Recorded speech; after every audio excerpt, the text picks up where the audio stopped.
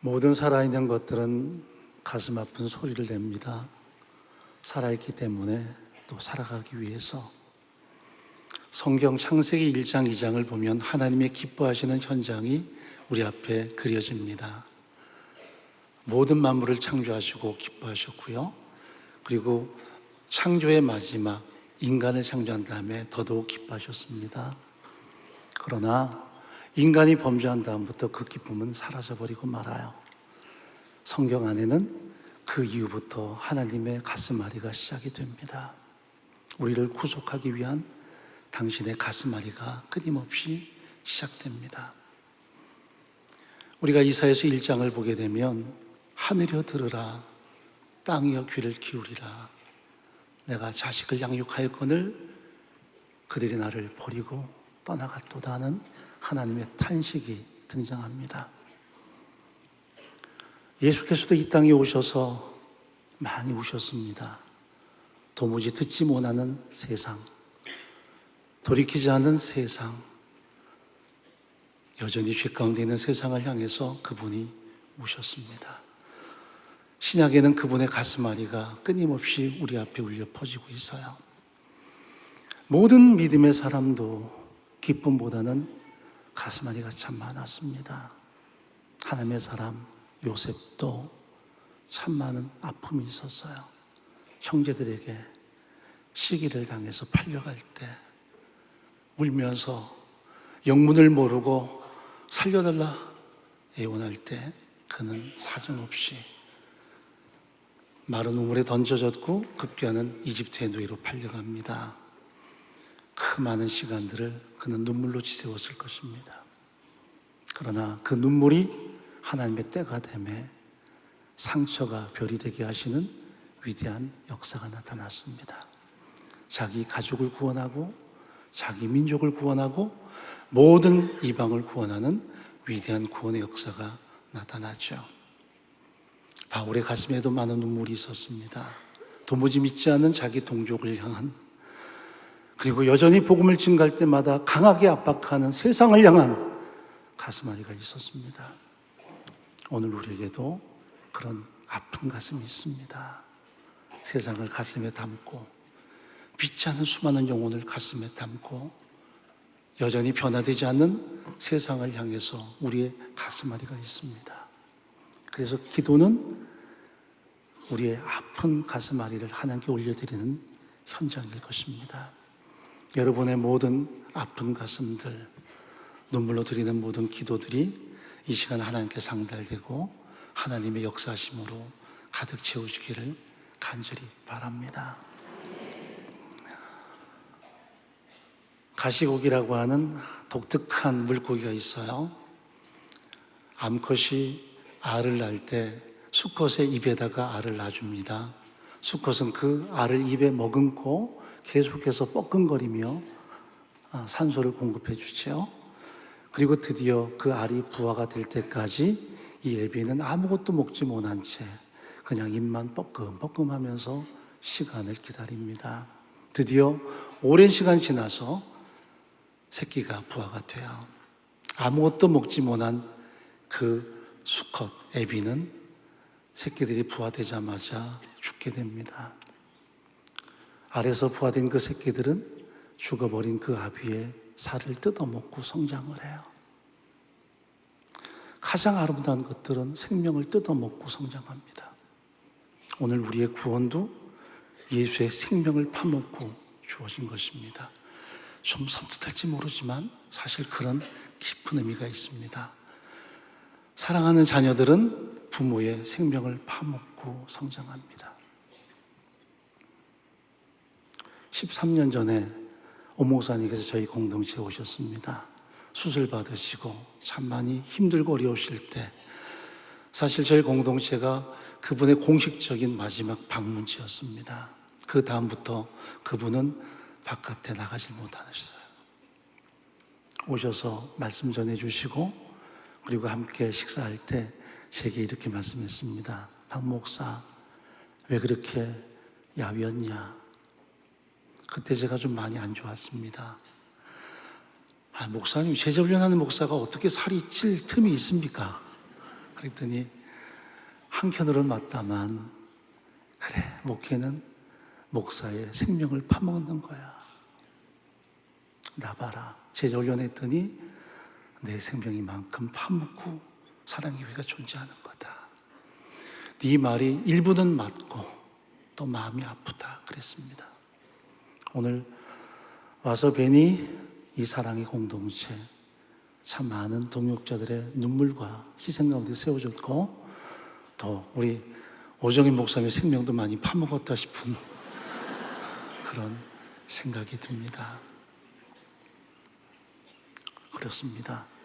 아픔도 있고 눈물도 있지만 그 속에는 하나님의 위대한 생명력이 있다는 것을 성경은 분명히 말씀하세요.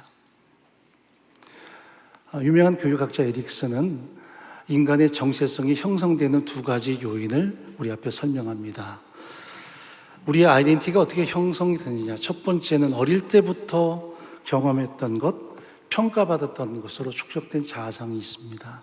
어릴 때부터 내가 어떤 경험을 했는가, 어떤 말을 들었는가로 자아상이 형성이 됩니다. 아이가 태어나서 부모님의 어떤 사랑, 그 공급을 통해서 아이는 정체성을 서서히 갖기 시작합니다. 그리고 성장하면 타인으로부터 계속해서 공급되는 그런 다양한 평가와 또 다양한 말에 의해서 이 사람의 정체성이 또 성장이 되죠. 신앙도 비슷한 면이 있습니다. 하나님께서 우리에게 말씀하기를 너는 내 사랑하는 자녀야. 더 이상 죄인이 아니라 십자가를 관통하는 우리에게 너는 내 사랑하는 자녀야. 이것이 우리에게 들려올 때마다 우리의 전혀 새로운 정체성이 형성되기 시작해요. 난 죄인인데 십자가를 믿는 나에게 하나님은 당신의 자녀라 말씀하시는구나. 나를 존귀하게 말씀하시는구나. 그게 우리를 살게 하는 가장 중요한 원동력이 되기도 해요. 그래서 때로는 세상에서 참 좋지 못한 소리를 들어도 그것 때문에 우리가 기죽지 않고 낙심하지 않고 하나님의 사람답게 살려고 시도하는 거룩한 몸부림이 있고 거룩한 열정이 우리 안에 주어지는 거예요. 우리 안에 그런 새로운 정체성이 존재합니다.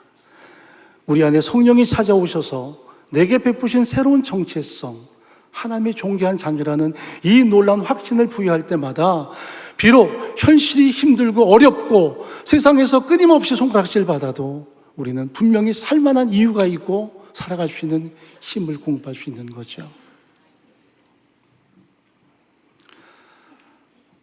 저는 태어날 때부터 우리 어머니의 눈물을 참 많이 봤습니다. 참 많이 봤습니다. 제가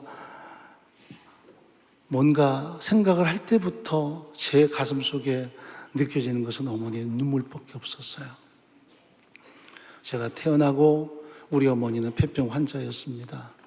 아버지가 먼저 폐병 환자였고 그 병이 어머니에게 옮았고 그 병은 제게 옮아왔습니다. 제 위에 누님은 5살에 세상을 떠났고요. 형은 2살 때 죽었습니다. 어머니에게 들은 소리는 내가 너를 지웠어야 되는데 시기를 놓쳐서 못 지웠다. 너는 기부하게 태어났구나. 어릴 때부터 참 잔병치레 많이 했습니다. 제가 태어나고 난 다음에 완전히 가정이 기울어서 끊임없는 갈등만 저는 경험해 봤습니다. 얼마나 많은 갈등이 있었는지 제 기억 속에 행복한 시간은 거의 없게 느껴졌습니다. 어머니 눈물을 받고 충돌을 받고 갈등을 받습니다. 근데 제가 한 4살, 5살 될 때부터 어머니가 푸념하는 소리를 듣게 됩니다. 네가 아니었으면 내가 안 살 텐데, 네가 아니었으면 내가 그냥 끝낼 텐데 하는. 저는 어머니를 너무 사랑합니다. 그래서 저는 어머니 위해서 죽을 수도 있을 것 같았습니다. 그 소리가 제 귀에 들려오면서 갑자기 든 생각이 뭐냐 하면 내가 없어지면 엄마는 행복하겠구나 하는 생각이 들었어요. 그렇게 모진 마음을 먹다가 6살 때 드디어 처음으로 자살을 기도해 봤습니다. 엄마를 너무 좋아했으니까, 내가 없으면 엄마가 살 것 같으니까 영화를 많이 봤나요?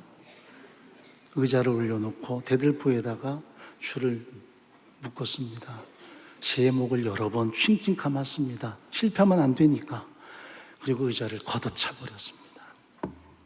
정말 죽을 것 같았습니다. 어린 나이지만 이렇게 죽는 거구나. 숨이 꽉 막혔습니다. 저도 모르게 몸부림을 쳤던 모양입니다.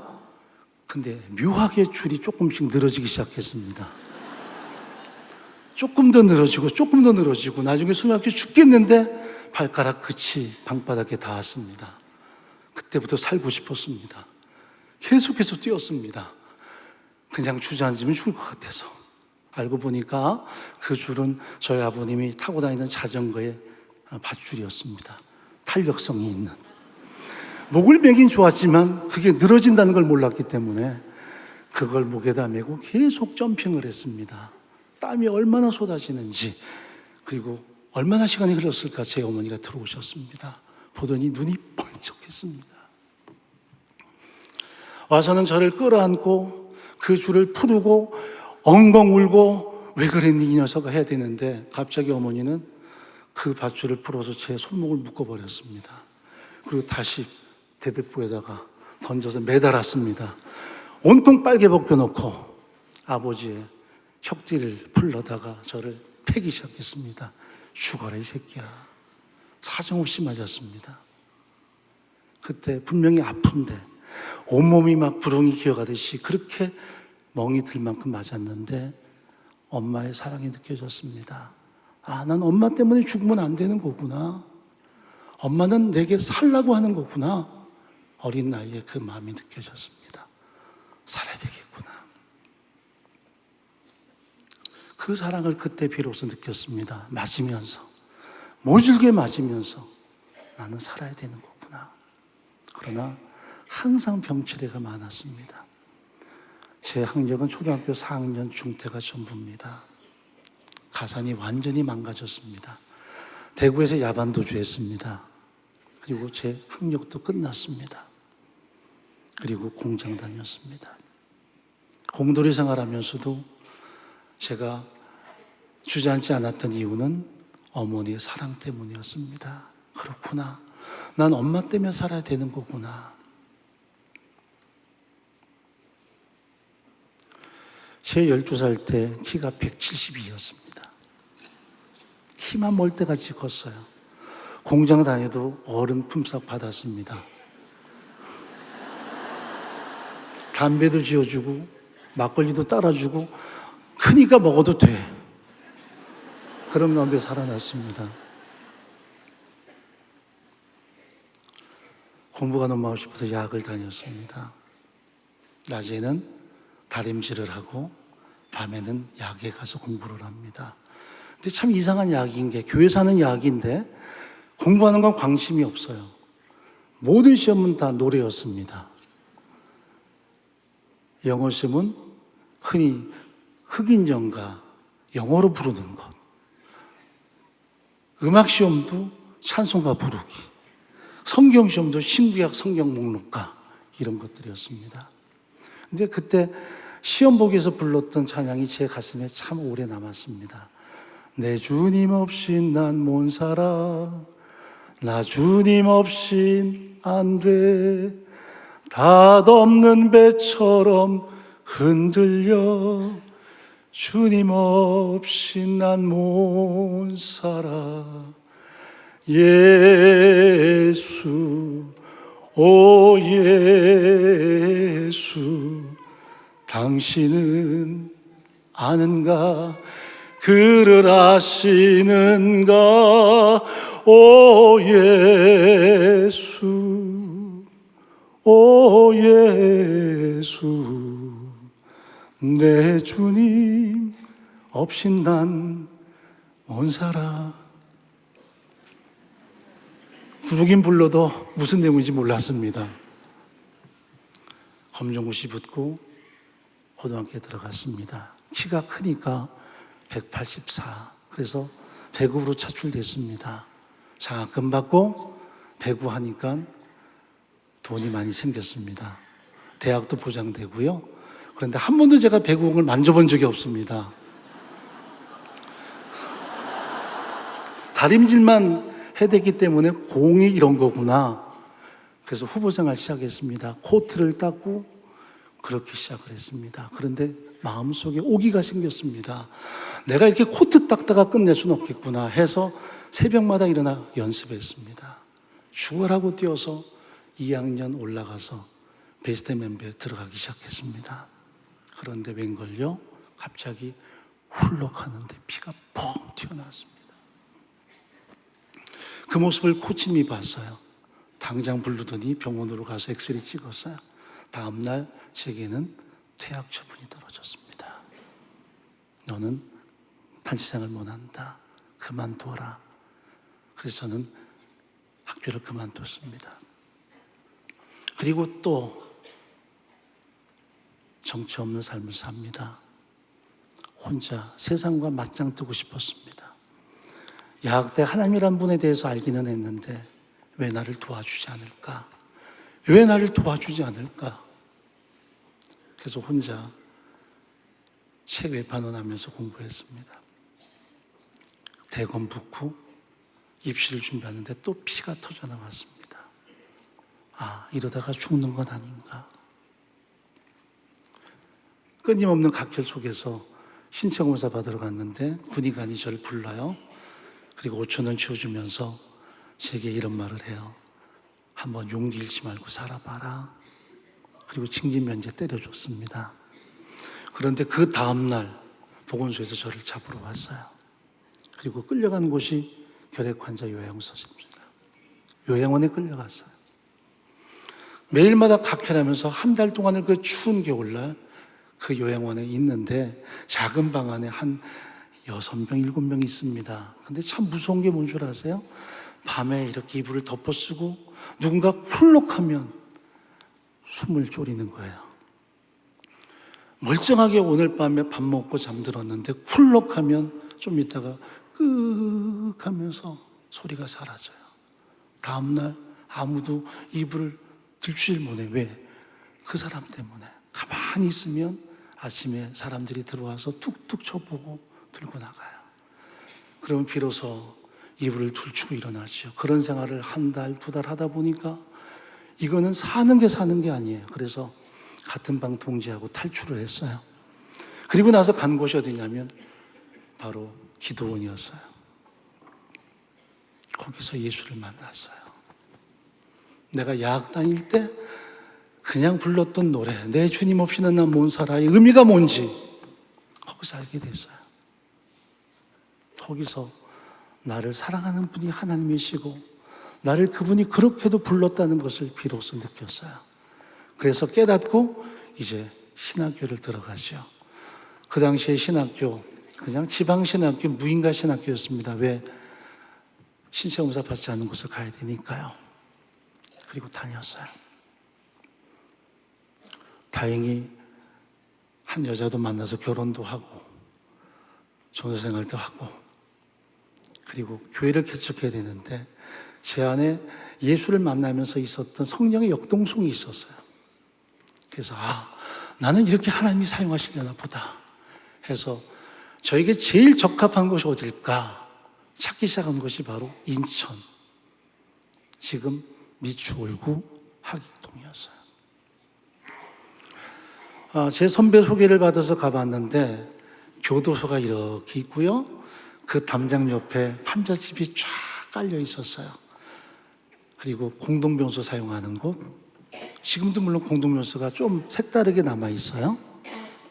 그리고 율락가가 있는 곳, 실퍽한 그 땅이 제게는 마음에 와 닿았어요.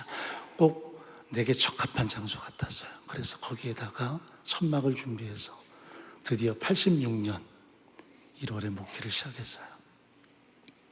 일주일간 금식하면서 하나님이 많은 사람을 보내주기를 기도했죠.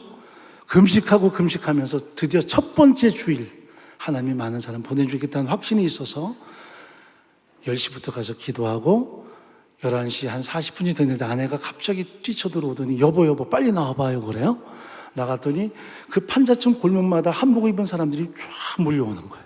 이게 환상이 아니라 실제였어요. 역시 하나님은 정확하시구나. 빈틈이 없구나. 오늘 하나님이 나를 도우셔서 저들에게 설교하면서 듣고 우리 교회 성도가 되겠지 하고 다시 강대산 밑에 앉아서 기도하고 일어섰더니 11시에 아무도 없었어요. 저희 가족들 이외에 다 어디로 가는 사람들일까요? 그 동네에 감리교가 예배당을 그날 입당하는 날이었어요. 그 예배당은 새로운 건물로 들어가는 날, 저희는 천막에서 예배를 처음 시작하는 날이에요. 그렇게 교회가 시작이 됐어요. 굶기를 발먹게 됐어요. 먹는 날보다 굶는 날이 많았어요. 매일마다 전도하지만 사람은 오지 않고 참 많이 힘들었어요. 그런데도 힘든 줄 몰랐어요. 왜? 내게 적합하다 생각했어요. 전 배우지 못했죠. 가진 거 없었죠. 은혜로 살아남았죠. 그러니 고통을 당해도 이건 내게 넉넉하다 생각했어요. 매일마다 아침씩 나가서 문을 두드리고 전도하지만 돌아오는 것은 설거지물 뿌리거나 소금 뿌리거나 욕밖에는 없었어요. 그렇게 2년 동안을 한 달에 한 번씩 구두가 달아없을 만큼 전도했죠. 그리고 30여 명이 모였어요. 근데 그 교회 수준에 딱 맞는 성도가 모였어요. 이분들은 부부싸움을 해도 칼싸움을 해요. 부부싸움을 하면 꼭 가스등을 틀어놔요. 그러니까 동네 사람이 다 뛰쳐서 교회로 와요. 빨리 목사 나오라고, 저들 좀 말려달라고. 가서 보면 우리 교인들이라 그 집 앞에 모든 동네 사람이 다 모여 있어요. 가스등 터지면 그 동네가 다 타니까요. 그러면 아내는 뛰어들어가서 말리고 저는 바깥에서 기도하죠. 아내가 저보다 용기가 더 좋았어요. 그렇게 말려놓으면 그날 밤에 남자분이 칼 들고 저희 방으로 와요. 방바닥에 칼을 꽂아놓고 밤새도록 왜 죽을 누가 살렸느냐. 그게 우리의 일상이었어요. 이게 사는 게 아닌데 그때는 그게 당연하게 여겼어요. 내게 족하다. 이 성도들이 내게 족하다. 내 수준이 이거밖에 안 되니 우리 성도도 이렇게 사는 거구나. 그게 제 마음의 아픔이었어요. 목사는 굶는데 성도들은 목사 이름으로 동네 살집에서 외상사를 가져가요. 쌀가게 주인이 저희 집에 찾아와요. 외상쌀 값 내놓으라고. 우리는 한 번도 외상 먹은 적이 없어요. 우리 교인들이 다 제 이름으로 달고 간 거예요. 내가 책임질 수 없다 말 못하니 다 빚 얻어서 갚았어요. 목사는 굶어도 그들은 먹었어요. 그렇게 2년 지났는데 30여 명 모였어요. 이제 너무 힘들어서 못 하겠어요. 배고파서 못 하겠어요. 정말 이들이 하나님의 사람들입니까? 물론 제 탓이긴 하지만 너무 변화되는 그들, 너무나 갈등 많은 그들 때문에 목회 자체가 절망적이었어요. 자식 때문에 못 하겠더라고요. 저는 굶어도 되는데 자식이 굶으니까. 제 딸이 2살 되었습니다. 엄마 저지 안 나와요. 그래서 돈이 생기면 이유식을 사다 놓고 아이를 먹이는데 어느 날 신방 갔다 저녁에 돌아왔더니 애가 빽빽 울어요. 그래서 저 선반에 올려놓았던 이유식 통을 내렸더니 바닥이 보여요. 이게 웬일인가? 분명히 아침에 나갈 때 반 이상 있었는데 알고 보니까 제 아들 녀석이 동네 친구 다 끌고 와서 신방 와서 다 퍼먹어 버린 거예요. 얼마나 화가 났든지 그날 밤에 제가 아이를 깨웠어요. 자는 아이를. 그놈도 배가 고플 텐데 이거 다 어디 갔냐 그랬더니 자기 안 먹었대요. 맞을까 봐 잠깨 일어나가지고 나 안 먹었다 그래요. 거짓말 한다고. 그게 더 나쁘다고 벽에 올려놓고는 사정없이 때렸어요. 사정없이. 그거는 거짓말하는 그놈에 대한 아비의 징계가 아니라 제 서름에 대한 분노였어요. 그렇게 목회가 계속됐어요. 나중에 제 아이가 커서 군대 가는데 전날 밤에 모여가지고 얘기 좀 했습니다. 우리 지금까지 지나온 모든 얘기 좀 해보자. 혹시 아비가 잘못한 게 있으면 용서해다오. 그 말을 하는 게 아니었어요. 갑자기 아이가 생각을 하더니 아빠 그때 왜 그랬어요? 나도 배고파서 먹었는데 왜 그렇게 난 오지게 때렸어요? 근데 갑자기 마음에 뭐가 팍 치밀어 올라요. 그래서 견딜 수 없어서 화장실에 가서 울었어요. 펑펑 울었어요. 그리고 한참 있다 나와서 제가 아이에게 입을 열어서 말했죠. 미안하다. 그랬더니 농담이에요. 너는 농담이지만 애비는 마음이 녹아요. 그게 저희의 목회였어요. 그런데도 마땅히 생각했어요. 그러다 제가 사랑의 위를 만났어요. 평신도를 깨운다라는 책을 만났어요. 그 책을 읽으면서 목회가 이런 거구나. 나는 밤낮 신방하고 밤낮 은사 집회하고 밤낮 넘어지고 방언말하고 예언하고 아침이 되면 다시 원래 모습으로 돌아가는 그런 교회. 이건 교회가 아니다. 그래서 제자훈련 시작했어요. 자칭 집사님이 16분이었어요. 제가 집사님 임직한 사람은 한 명도 없고요. 다 여기저기서 집사가 오신 거예요. 다 한도 많고 눈물도 많은 사람들, 다 자칭 집사님이에요. 그분들을 다 모아서 16분이 모였어요. 이제 제자 훈련하겠다. 근데 교재가 없으니까 내비게이터 교재, CCC 예수의 유일성 짜집기 해서 가르쳤어요. 1년 동안을 매주마다 모여서 큐티란 걸 잘 못하니까 그냥 읽고 오세요. 왜? 그분들의 학력이 다 초졸 이상이 안 돼요. 그냥 읽고만 오세요. 밑줄 그어 오세요. 그리고 하는데 1년 있다가 결과가 참 놀라웠어요. 16분이 다 떠나버렸어요. 우리 목사가 미쳤다. 아니 은사 집회하고 막 맨날 불러불러 하더니 갑자기 뭔가 헷가닥 하더니 가르친단다. 다 떠나버렸어요. 한 사람 남았어요. 제 아내만 남았어요. 제가 지금 제자훈련 할 때 우리 목사님들에게 그렇게 얘기합니다. 사모님만 계시면 100% 가능합니다. 왜? 그 사람은 안 떠나니까. 다 떠나도 그 사람은 안 떠나니까. 한 사람이 있으면 충분히 할 만합니다. 그게 우리에게 첫 번째 제자훈련 일기였어요. 다 떠나고 한 사람 제 안에 남았어요. 그러나 제 마음에 불이 붙었어요.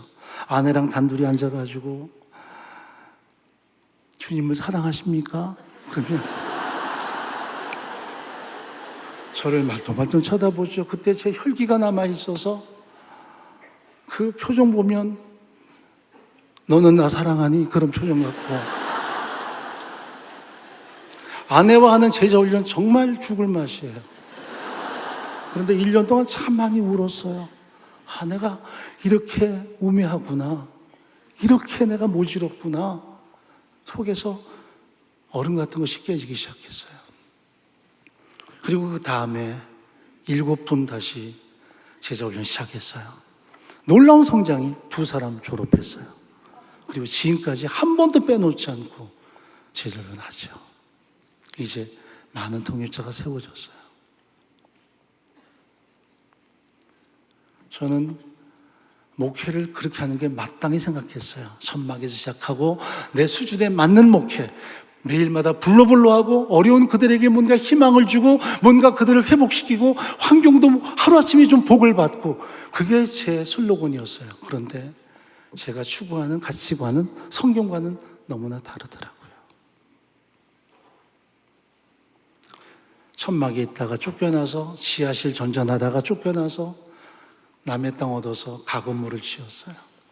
근데 웬일인지 교회가 조금씩 부흥되기 시작해요. 제가 보기에는 다른 예배당이 없으니까 온 것 같아요. 의사도 오고요. 교수도 와요. 아파트라는 게 동네 앞에 들어왔어요. 새 아파트니까 그분들이 오시는데 저는 솔직히 끔찍했어요. 왜 저들이 여기 올까? 왜 저들이 여기 올까? 제가 반가워하지 않았어요. 제 수준에 딱 맞는 사람들은 원래 있던 그분들이었어요. 그분들이 계속 와요. 제 안에 드디어 상처가 덧나기 시작했어요. 어떤 교수 한 분이 저를 수요 예배에 만나자고 하셨어요. 그리고 저한테 책을 한 권 주셨어요. 목사님, 이거 영어 원서인데요. 이게 신학에 대한 얘기를 하는 것 같은데 제가 잘 모르겠으니까 좀 한번 읽어보시고 내일 아침에 제가 올 테니까 저에게 설명 좀 해주실래요? 그러는 거예요.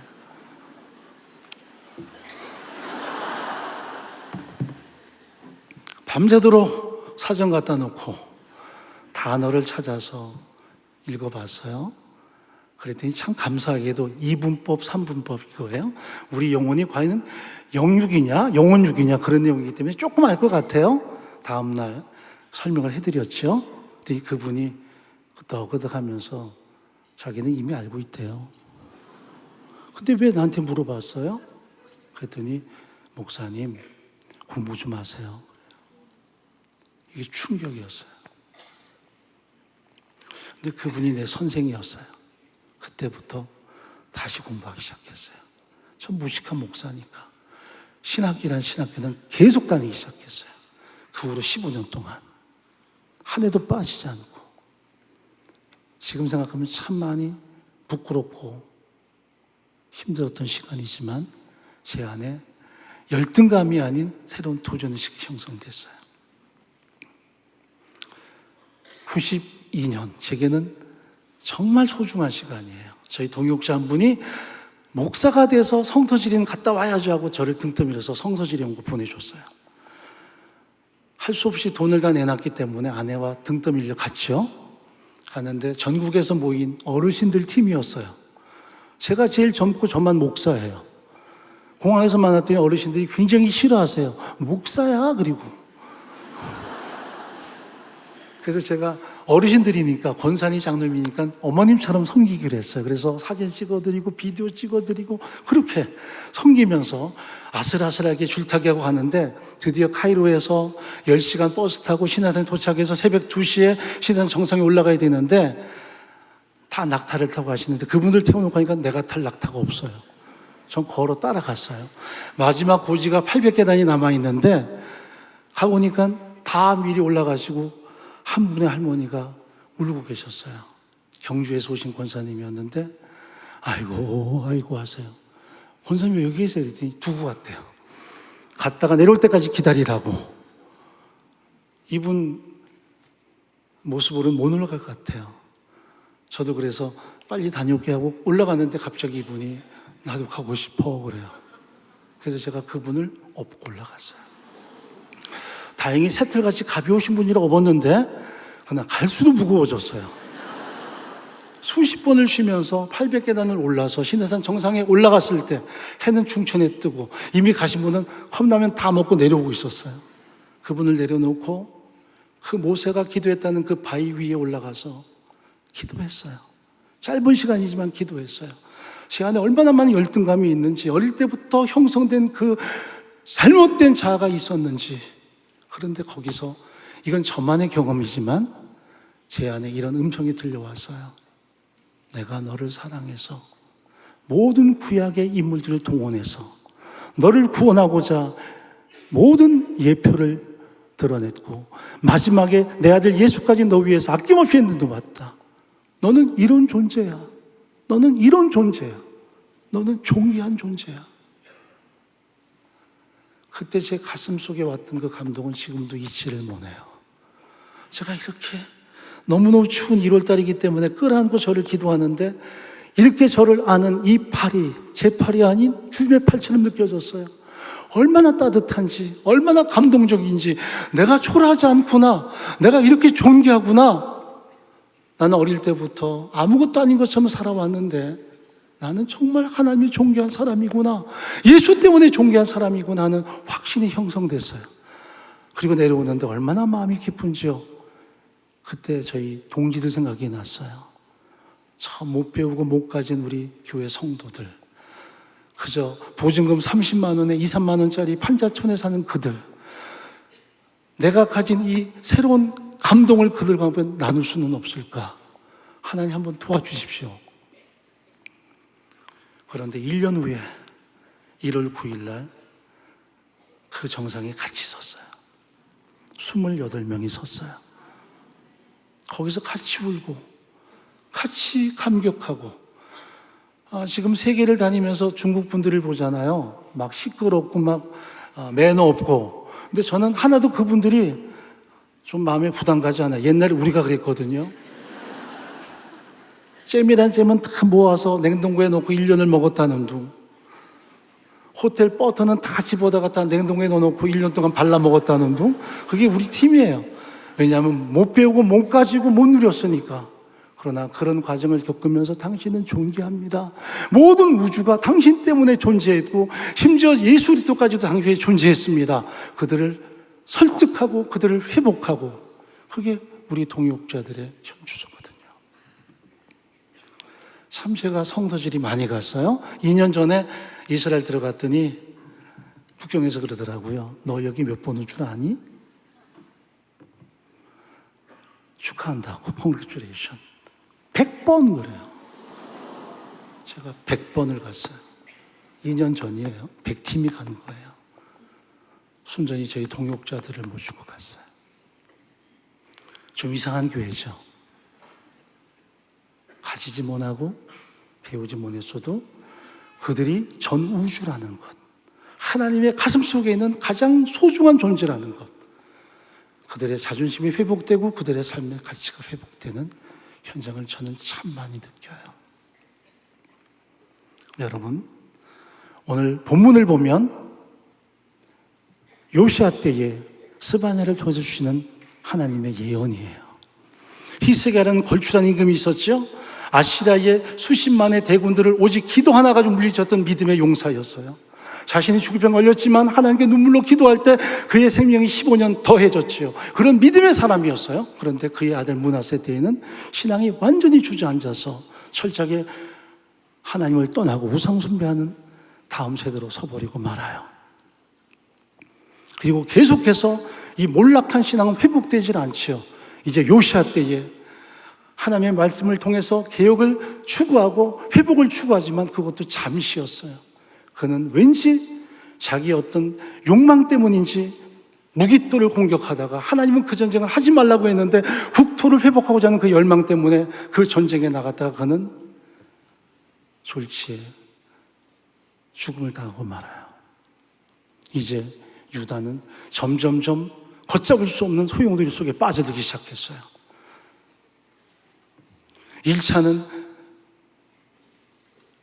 이집트에게 복속되었고 앞으로는 이제 바벨론에게 복속될 거예요. 그런 위기의 상황이에요.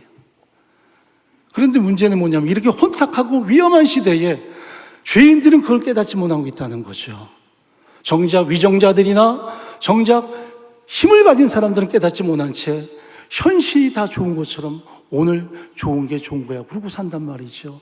정말 가슴 아픈 사람들은 하나님의 사람들이었어요. 이 시대는 어떻게 되는 겁니까? 하나님, 이 시대는 과연 어떻게 살아가야 되는 겁니까? 하는 그런 목마름이 있었고 아픔이 있었어요.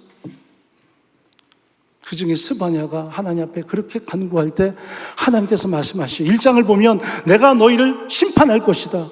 내가 너희를 반드시 징벌할 것이다. 왜? 너희가 하나님을 떠나고 모든 권력가들이나 가진 자들이 다 하나님을 도외시하고 세상을 추구하고 우상 앞에 무릎 꿇고 이방 앞에 연합했을 때 내가 이 땅을 심판할 것이다. 그러나 하나님의 사람들의 눈물의 기도가 있어요. 스바냐의 기도가 있어요. 2장 3장에 넘어가면서 하나님께서 기도하는 스바냐에게 주시는 새로운 소망이 있어요. 눈물로 호소하는 그에게 하나님이 다시 한번 희망을 주시죠. 내가 시간이 되면 이 모든 환난, 이 모든 재앙을 지나가게 할 것이다. 내가 너를 사랑한다. 내가 너를 존귀 여긴다. 내가 너와 함께한다. 내가 너를 회복시킨다. 내가 너를 통해서 위대한 영광을 얻게 할 것이다. 이게 오늘 본문의 약속이거든요. 우리가 이 시대에 왜 가슴앓이 합니까?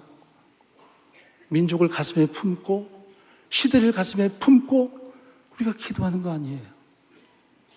많은 눈물이 있고 많은 고통이 있지만 우리의 모든 기도와 간구를 통해 이루시는 위대한 하나님의 역사가 있기에, 하나님의 반전이 있기에 우리가 지금 이 새벽부터 하나님께 나와서 간구하는 거 아니겠습니까? 오늘 본문이 말씀합니다. 16절 말씀에 두려워하지 말라.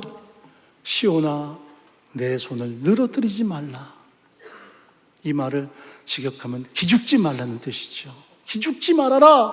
이방이 쳐들어와서 너희를 짓밟고 너희를 능멸하고 너희에게 갖가지 고통을 가할 때 절망하고 낙심하지만 그러나 그것 때문에 기죽지 마라. 언젠가는 회복할 것이다. 언젠가는 너희의 기도를 듣고 내가 너희를 회복할 것이다 하는 것이 하나님의 약속이에요.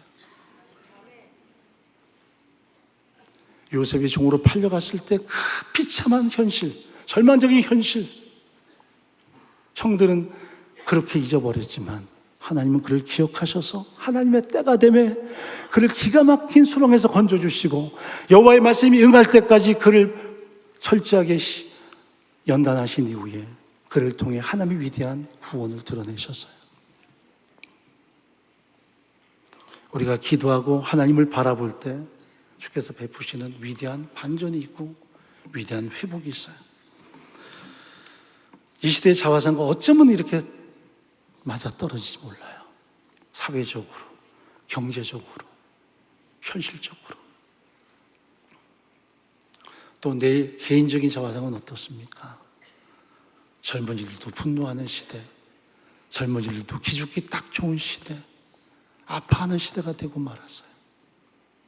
그때 진정한 회복일이 어디에 있을까요? 자, 14절 말씀 한번 읽어보겠습니다. 시온에 따라 노래할지어다. 이스라엘에 기쁘게 부를지어다. 예루살렘 따라 전심으로 기뻐하며 즐거워할지어다. 기죽어 있는 하나님의 사람들에게 하나님이 기뻐하라, 전심으로 즐거워하라 이렇게 선포하세요. 여러분, 인간은 이성의 존재고 감정의 존재인데 지금 이렇게 눌려 있는데 기뻐하란다고 해서 기뻐지겠습니까? 쉽지 않죠. 그렇다면 이 명령 속에는 분명히 근거가 있어요. 기뻐할 수 있는 근거를 주겠다. 즐거워할 수 있는 근거를 주겠다. 스바냐 자체가 메시지예요. 스바냐, 하나님이 지켜주신다. 하나님이 보호해 주신다.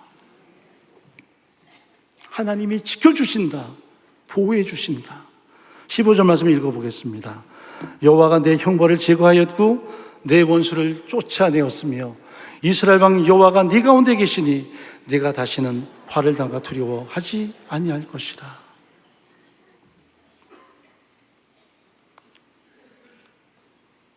탁월했던 요시야도 허망하게 죽었어요.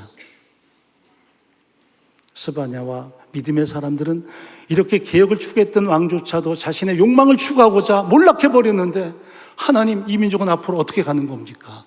하나님이 말씀하세요. 이스라엘의 왕은 하나님 자신이시다. 이 나라의 통치자가 누구십니까? 하나님 자신이십니다. 하나님이 너와 함께한다. 너를 지켜주신다. 그러므로 16절이 말씀합니다. 네 손을 늘어뜨리지 말라. 위축되지 마라. 기죽지 마라. 그리고 17절이 우리에게 선포하는 내용이죠. 다 같이 읽어봅니다. 너희 하나님 여호와가 너희 가운데 계시니 그는 구원을 베푸실 전능자이시라. 그가 너로 말미암아 기쁨을 이기지 못하시며 너를 잠잠히 사랑하시며 너로 말미암아 즐거이 부르며 기뻐하시리라 하리라. 낙심될 때, 좌절할 때, 절망할 때 하나님이 나와 함께 하신다. 나를 통해 기쁨을 이기지 못하여 하신다. 나를 진정으로 사랑하신다. 하나님의 선언이에요. 무엇 때문에 위축됩니까? 무엇 때문에 절망합니까? 무엇 때문에 낙심합니까? 하나님이 나와 함께 하신다는 것, 나를 사랑하신다는 것, 나를 지극히 사랑하신다는 것, 하나님의 약속입니다. 얼마 전에 읽은 책 가운데 유명한 일본의 엔도 슈사쿠의 글을 읽어봤어요. 신북의 작가죠. 이 사람이 자기의 경험을 글에 담았습니다.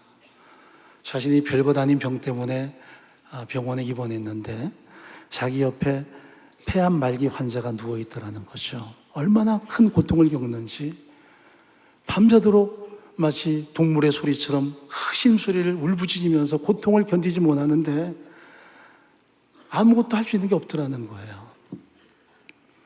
그래서 간호사에게 이렇게 질문합니다. 아니, 진통제를 놔주든지 아니면 몰피라도 좀 놔주지 이렇게 고통을 그냥 방치하는 겁니까? 그랬더니 간호사가 그러시는 거예요. 선생님, 이분은 어느 것도 듣지를 않아요. 어느 것도 사용할 수가 없어요. 근데 그 다음에 자신의 눈에 목격된 것이 뭐냐면 간호사들이 서로 교체해 가면서 이 고통당하는 환자의 손을 꼭 잡아주더라는 거예요. 그러니까 또 물었어요. 아니 왜 약은 주지 않고 손을 잡아주는 겁니까? 글쎄요, 저희가 할 수 있는 방법이 그밖에 없어서요.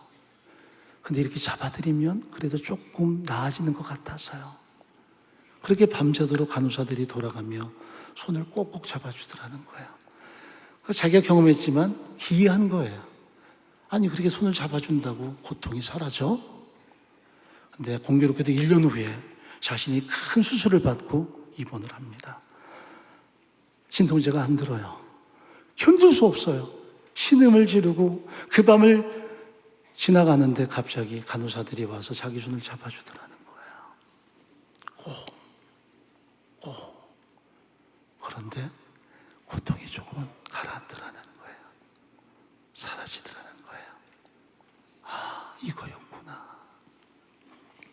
사람이 잡아주는 손도 위로가 있고 치유가 있어요. 우리 온 목사님께서 저한테 주신 말씀이 뭔 줄 아세요? 제가 워낙 은둔형이라 저는 교회 밖에 안 나가거든요. 그랬더니 이렇게 말씀하셨어요. 너는 네 교회나 지켜라. 넌 나대리지 말아라. 저를 너무 잘 아시니까요. 근데 제가 왜 사랑에게 왔을까요? 입이 마르는 거 느끼시죠? 저 굉장히 속으로 떨고 있거든요. 근데 이거 하나 때문에 왔어요. 여러분의 손을 잡아드리고 싶어서. 우리 오 목사님 손 잡아드리고 싶어서. 드러내놓고 말하지 않아도 이런 동역자들이 많이 있다는 걸 알려드리고 싶어서. 사람이 잡는 손도 치유의 힘이 있거늘 여러분을 안고 계시는 하나님이에요. 예배당 자체가 안고 있는 모습 아닙니까? 여러분을 안고 계세요. 하나님이 여러분을 품고 계세요. 무엇이 두렵겠어요? 어떤 절망도 어떤 탄식도 마침내 함께 하시는 하나님을 통해서 회복될 때가 있다는 걸 성경 분명히 말씀하세요. 마지막 한 절 읽어보겠습니다. 20절입니다. 내가 그때에 너희를 이끌고 그때에 너희를 모을지라. 내가 너희 목전에 너희 사로잡힘을 돌이킬 때에 너희에게 천한 만민 가운데서 명성과 칭찬을 얻게 하리라. 여호와의 말이니라. 누구의 말씀이에요? 여호와의 말이니라. 여호와의 말이니라. 한 사람이 200명에게 영향력을 줄 수 있대요. 그러니까 보통 사람이 200명이니까 좀 뭔가 탁월한 분들 훨씬 더 많은 사람에게 영향력을 줄 수 있겠죠. 여러분이 만약 열심히 복음 증거하는 공동체이기 때문에 5만 분이 200명에게 복음 전하면 1000만이 그 복음을 듣는 거예요. 여러분이 가을마다 대각선 전도하면서 열심히 복음 전하는데 사실은 1000만이 그 복음을 듣는 거예요. 대한민국의 5분의 1이 사랑의 교회를 통해서 복음을 듣거나 영향을 받아요. 하나님께서 그 모든 과정을 통해 지금까지 눈물도 있었고 탄식도 있었겠지만 하나님이 너를 사랑하신다. 진정으로 사랑하신다. 너를 통해 즐거이 부르며 기뻐하신다. 그리고 마침내 모든 대적을 물리치시고 열국으로 하여금 칭찬과 명성을 얻게 할 것이다. 하나님의 약속입니다. 오늘 여러분의 삶도 거룩한 공동체도 이런 하나님의 회복의 역사들이 풍성히 드러나서 매일마다 나는 존귀하다. 이유 없이 존귀하다. 그 존귀함 속에서 매 순간마다 승리하는 여러분 될 수 있기를 간절히 바랍니다. 하나님 아버지, 죄인인 나를 하나님의 자녀로 삼아 주셨습니다. 무가치한 나를 존귀하다 선포하셨습니다. 그 은혜, 그 사랑 통해서 어떤 상황 조건에도 낙심하지 않고 기죽지 않고 우리 안에 있는 그 존귀함을 회복하는 신앙 되게 도와주시옵소서. 사랑의 공동체가 행해야 될 위대한 역사가 있습니다. 그때까지 수많은 핍박과 수많은 모함과 시기가 있겠지만 요셉이 마침내 그 모든 고난의 터널을 통해서 민족을 향한 구원의 역사를 감당했듯이 그 위대한 역사를 감당해 나가는 거룩한 공동체 되게 도와주옵소서. 이곳에서 기도하는 모든 동역자들의 기도에 응답하시고 하나님 역사하여 주옵소서.